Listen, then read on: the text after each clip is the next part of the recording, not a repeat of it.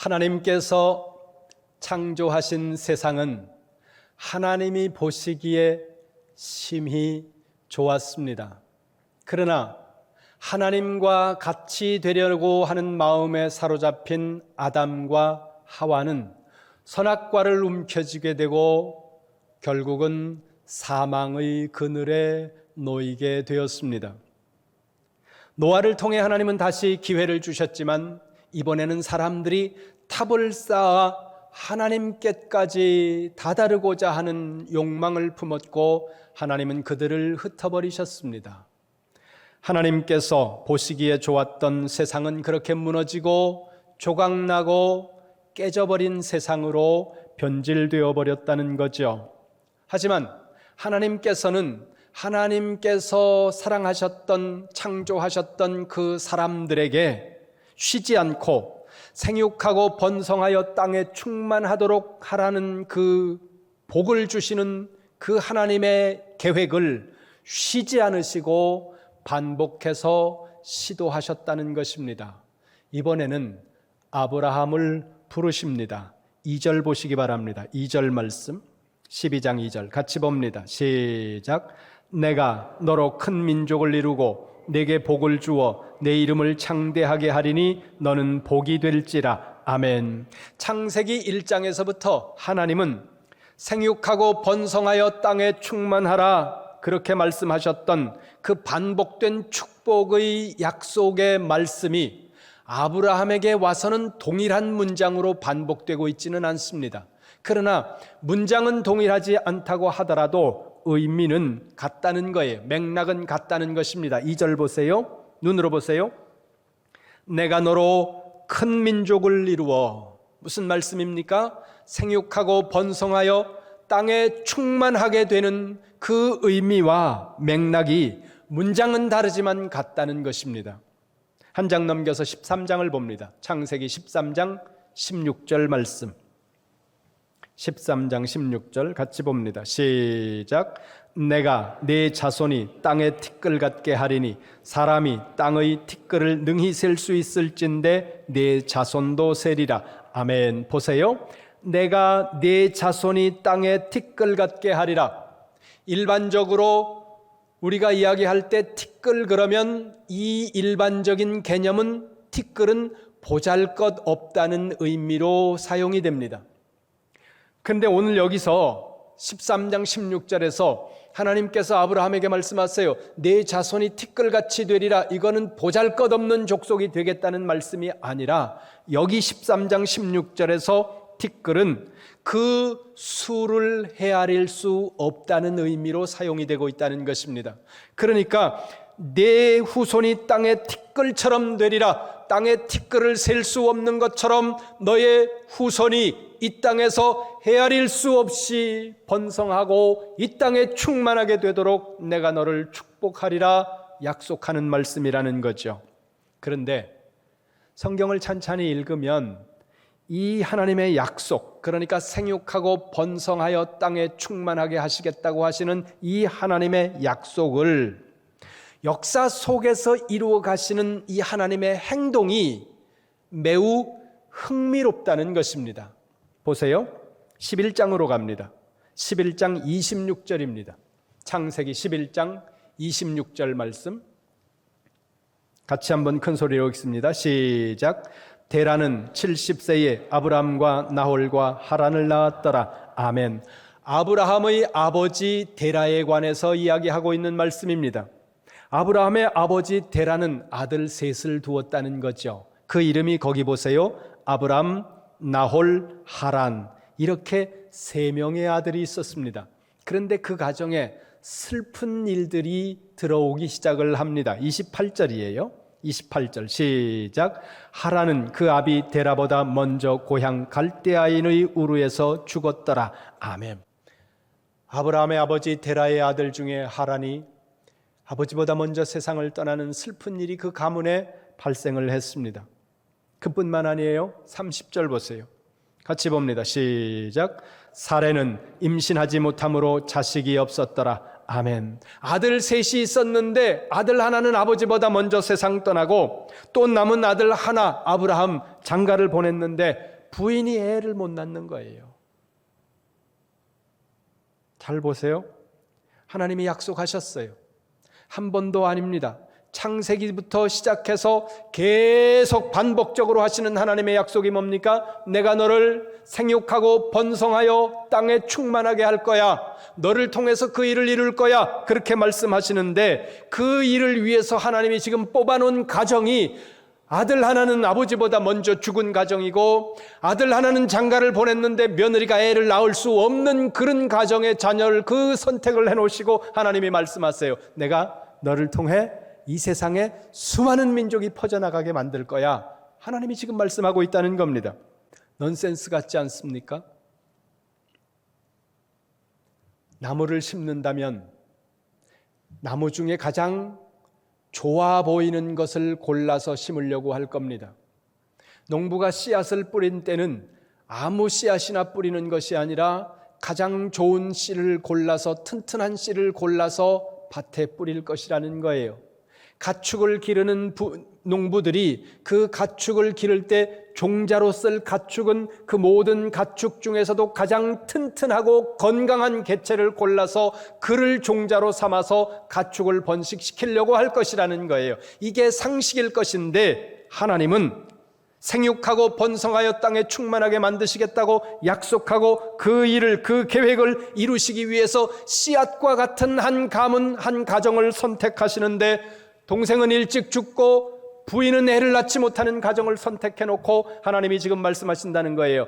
내가 너를 통해 이 땅에 수많은 민족이 퍼져나가도록, 수많은 사람들이 퍼져나가도록 이 땅에 티끌을 셀 수 있다면 사람들이 너의 후손을 셀 수 있을 거야. 그러나 이 땅에 티끌을 셀 수 없기 때문에 너희의 후손들이 얼마나 될지 사람들은 헤아릴 수 없이 많은 정도로 내가 너의 후손이 번창하는 복을 주실 거야. 이렇게 지금 하나님이 말씀하고 있다는 것입니다.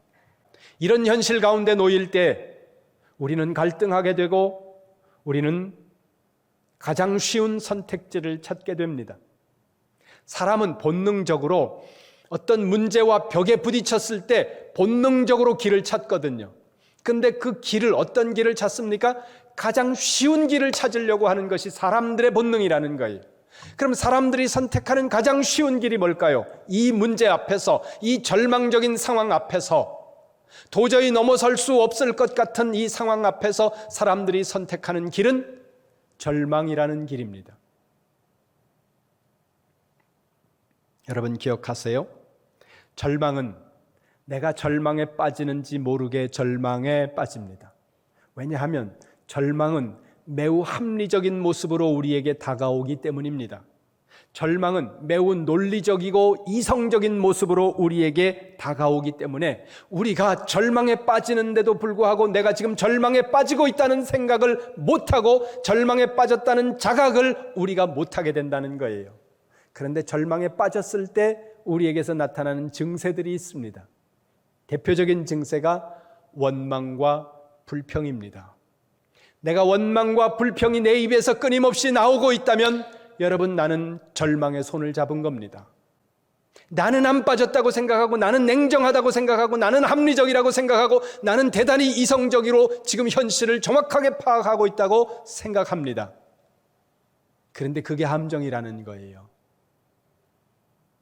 저도 50년 좀 넘는 인생을 살아오면서 내 인생이 벽에 콱 부딪혔을 때 같이 그런 힘든 경험들을 몇 번 했습니다. 그때마다 제가 부끄럽지만 선택했던 것들이 절망이에요.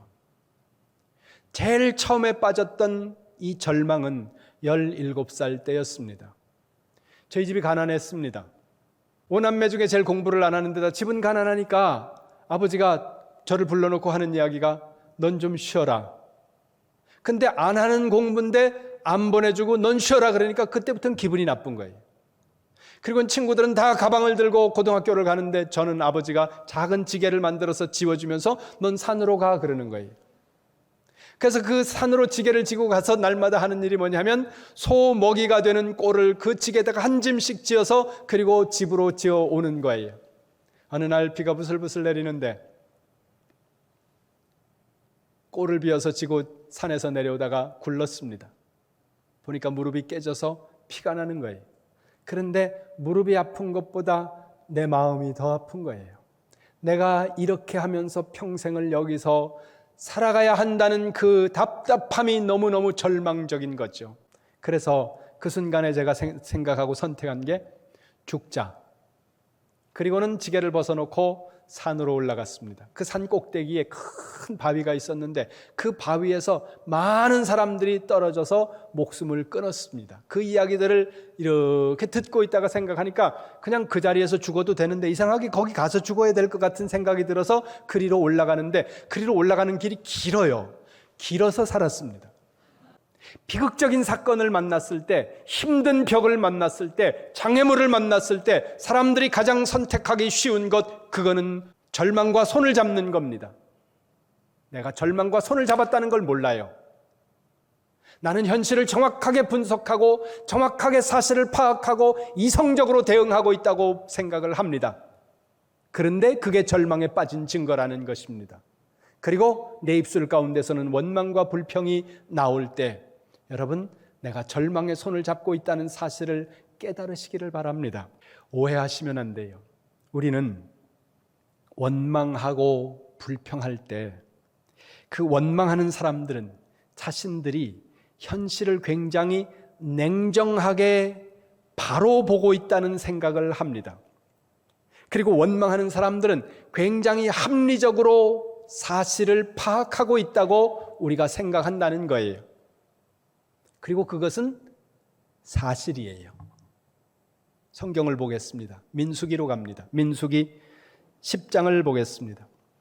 민수기 10장 11절과 12절 말씀입니다. 같이 봅니다. 시작.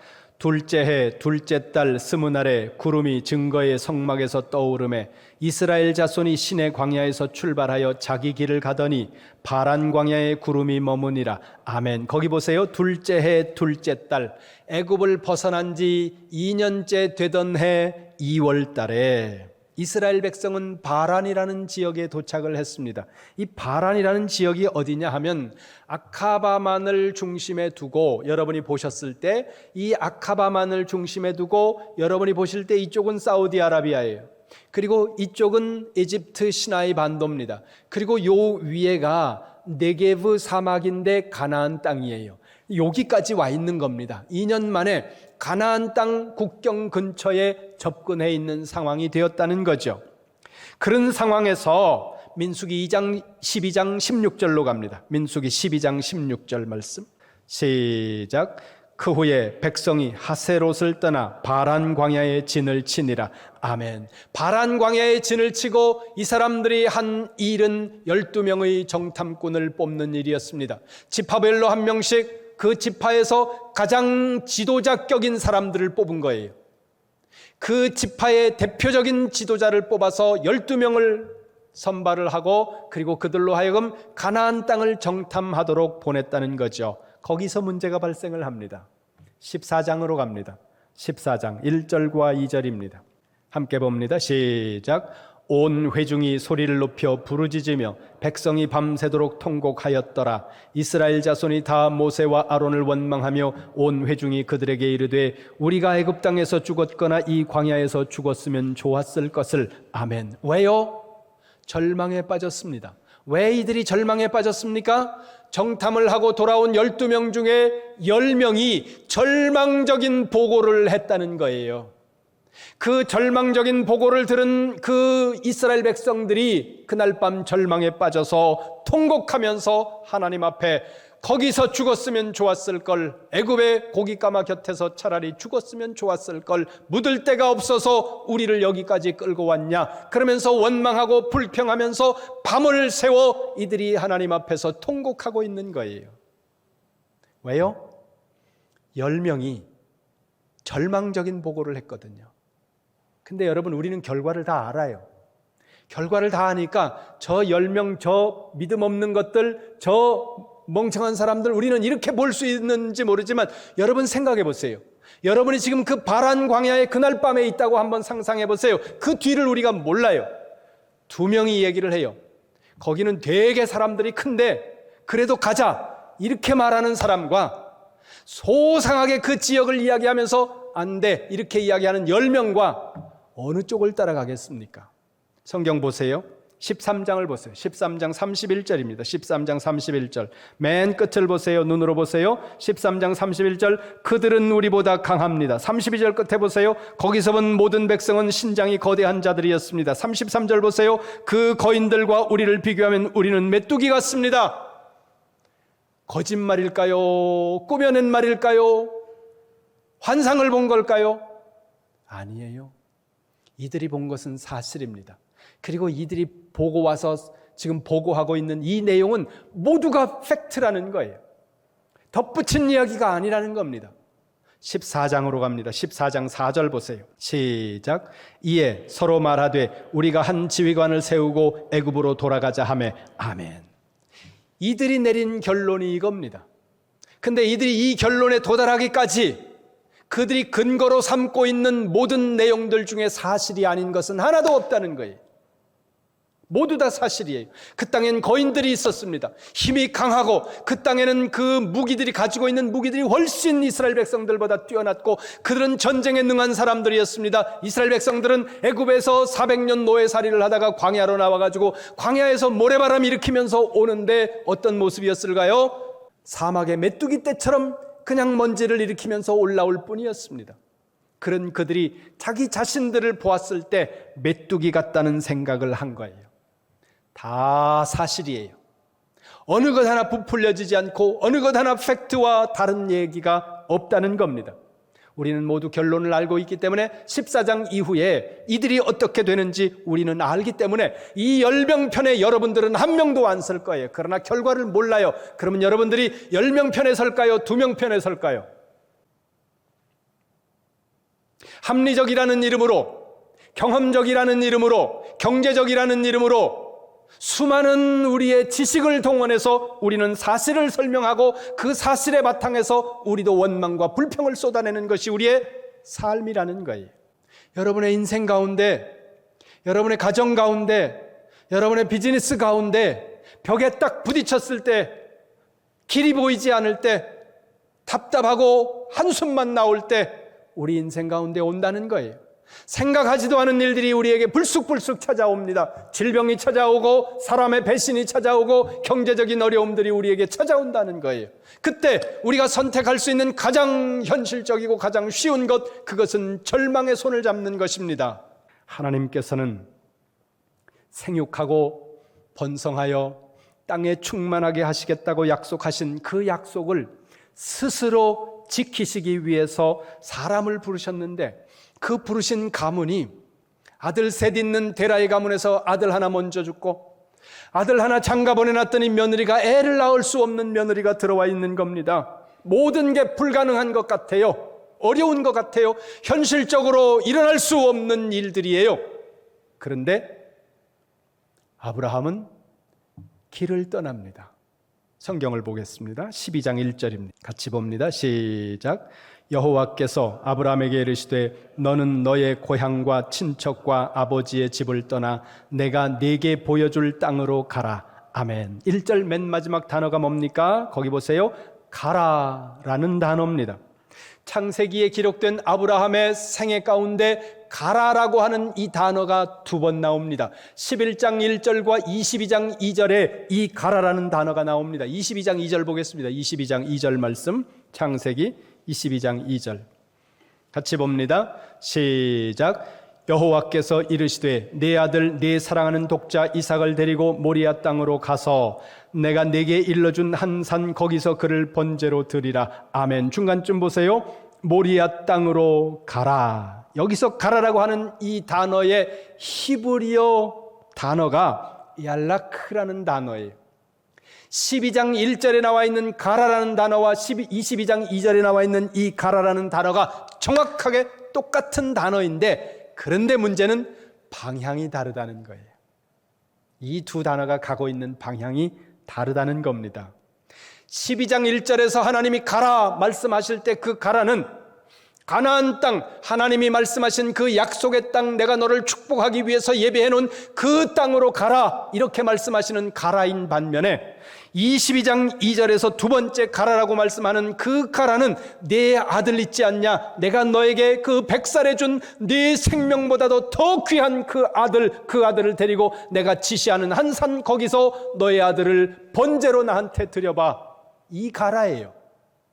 12장 1절의 가라와 22장 2절의 가라는 전혀 다른 가라라는 거죠. 단어는 같은데 완전히 정반대의 말씀을 지금 하나님이 하고 계시는데, 이 두 번의 가라라고 하는 이 하나님의 말씀에 아브라함은 망설임 없이 순종한다는 것입니다. 이 아브라함의 순종이 생육하고 번성하여 땅에 충만하라고 하는 그 하나님의 약속을 성취하는 키워드라는 거예요. 아들 하나는 단명하고 아들 장가 보냈는데 며느리는 아이를 낳을 수 없는 며느리가 들어와 버렸습니다. 그럼에도 불구하고 하나님은 말씀하세요. 내가 이 가정을 통해서, 이 사람들을 통해서 생육하고 번성하게, 그리고 땅에 충만하게 하라는 내 약속을 이룰 거야. 성취하도록 만들 거야. 그 하나님의 역사를 무엇을 통해 이루어 가십니까? 아브라함의 순종을 통해 이루어 가신다는 거죠. 오늘 하나님께서 약속하시는 그 약속도, 그 약속의 성취가 무엇을 통해 여러분의 가정에, 우리의 교회에, 우리의 조국에, 이 땅 위에 이루어질 수 있겠습니까? 여러분의 순종을 통해서 이루어질 수 있다는 것입니다. 그러면 아브라함은 무엇에 순종하는 겁니까? 우리는 착각해요. 가끔씩 가다가. 무슨 착각을 합니까? 내 생각에 순종하고, 내 감정에 순종하고, 내 지식에 순종하고, 내 경험에 순종하고, 내 이익에 부합하면 순종한다는 생각을 우리가 하는데, 아브라함의 순종을 보세요. 첫 번째 12장 1절과 22장 2절의 가라는 전혀 정반대의 가라인데도 불구하고 아브라함은 이 순간에 중단한다는 거예요. 무엇을요? 중지한다는 거예요. 무엇을요? 생각을 중단한다는 거예요. 내 판단을 중지한다는 거예요. 하나님의 말씀 앞에 내 생각과 내 판단을 중지하고, 그리고 그 하나님의 말씀 앞에 이 결과가 어떻게 되는지 그건 관계가 하지 않고 오직 순종함으로 나가는 그 아브라함의 순종. 하나님은 그 순종을 받으시고 그 순종을 통해서 하나님이 반복해서 약속하시는 하나님의 그 약속을 이루어가고 계시다는 거죠. 하나님의 권속이고 성도된 우리는 무엇을 따라 살아가야 하겠습니까? 하나님의 말씀을 따라 살아가야 합니다. 때로 여러분들이 처해 있는 현실이 갑갑하고 답답하고, 여러분이 처해 있는 환경이 너무너무 고통스럽고 불안하고 힘든 현실을 만날 때가 있을 겁니다. 그것이 사람 때문일 수도 있고 질병 때문일 수도 있고 또 다른 문제 때문일 수도 있습니다. 그런데 그때 우리가 가장 잡기 쉬운 것이 절망의 손이에요. 절망의 손을 잡는 사람을 통해서는 하나님이 일하실 수 없습니다. 여러분이 처해 있는 환경과 현실이 불안하고 어렵고 힘들다고 하더라도, 동생은 일찍 죽고 장가 들었는데 아내는 애를 못 낳고 하나님은 우리 가정을 통해서 생육하고 번성하여 땅에 충만하게 하시겠다고 약속은 하셨지만, 아무리 봐도, 내 현실을 봐도, 내 주제를 봐도 나를 통해서는 그런 일이 일어날 것 같지 않을 때 우리는 절망의 손을 잡는다는 거죠. 그러나 여러분, 절망의 손을 잡지 말고 가라 말씀하시는 하나님의 말씀에 순종하는 이름교회 성도가 되시기를 주님의 이름으로 축원합니다. 가라는 방향이 가나안을 향해서 가라는 희망적인 감이 될 수도 있지만, 모리아산을 향해서 가라는 희생과 헌신과 죽음의 감이 될 수도 있습니다. 희망과는 반대의 감이 될 수도 있습니다. 내 경험과는 반대의 감이 될 수도 있다는 거죠. 그러나 여러분, 결과를 생각하지 마시고 하나님이 가라 말씀하시면 그냥 순종하시고 그 말씀을 붙드는 성도가 되시기를 주님의 이름으로 축원합니다.